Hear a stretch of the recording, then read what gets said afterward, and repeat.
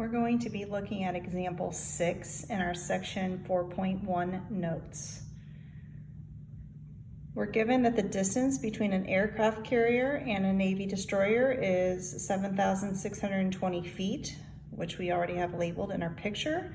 We're not sure which one is the carrier or the destroyer at this point. So reading a little further, it says the angle of elevation from the carrier to the helicopter, so we definitely know the helicopter is here in the air, is 59 degrees. So that tells us this angle A is where the carrier is located.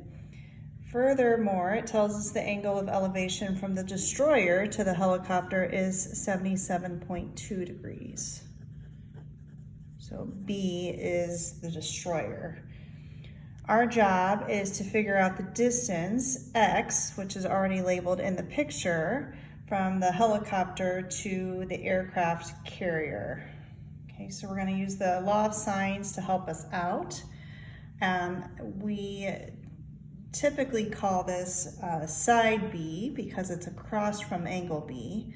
Okay, so use whatever letter that you prefer. So you can have B over sine B, and then we're also given side C, so C over sine C. So that's the version that we'd like to use.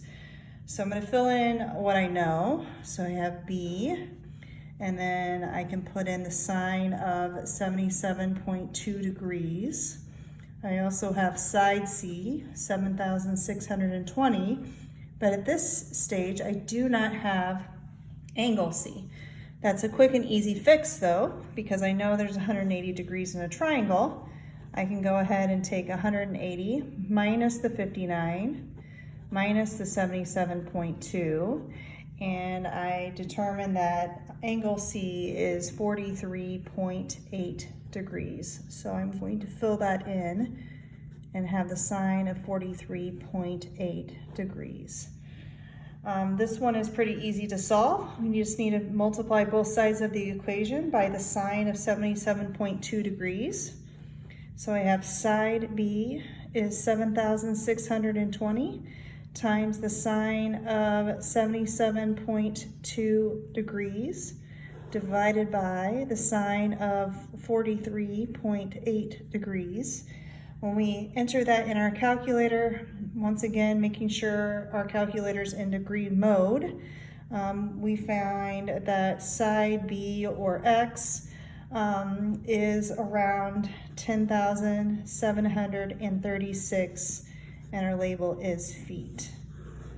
And that completes that problem.